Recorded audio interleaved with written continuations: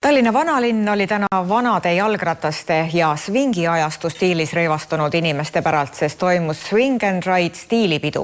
Ilmataat oli peolistel armuline ja lasi neil demonstreerida nii uhkeid rõivaid kui ka uunikumidest jalgrattaid. Sireli-lõhnaline Hirvepark oli täna lõunapaiku ajas pea 100 aastat tagasi läinud. Kõlas swing-muusika, naiste huuled olid värvitud punaseks nagu toonastel filmitähtedel ja paljud mehed kandsid tweedist põlvpükse. Tallinnas juba 4. korda toimuv Swing and Ride on inspiratsiooni saanud sarnasest Londoni üritusest The Tweed Run, kus samuti propageeritakse ajastut ruudrõivastust ja jalgrattaid. Ürituse korraldaja Oksana Pustova tunnistas, et armastab seda varajase džässi ajastut, kuhu pea kohustusliku liikumisvahendina kuulus jalgratas. Täna me näeme selliseid vanu jalgrattaid, kui mugavad need tänapäeva linnaliikluses on?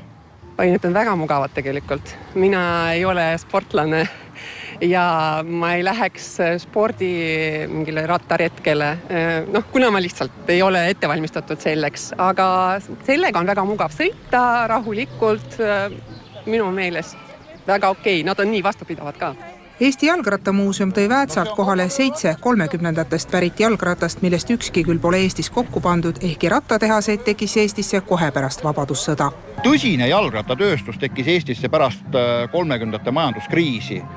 30-ndate teisel poolel oli näiteks Tallinnaski 3 suurt jalgrattatehast ja võib öelda, et 200 000 jalgrattast, mis Eestis enne teist maailmasõda liikus, umbes kolmandik oli Eestis ehitatud.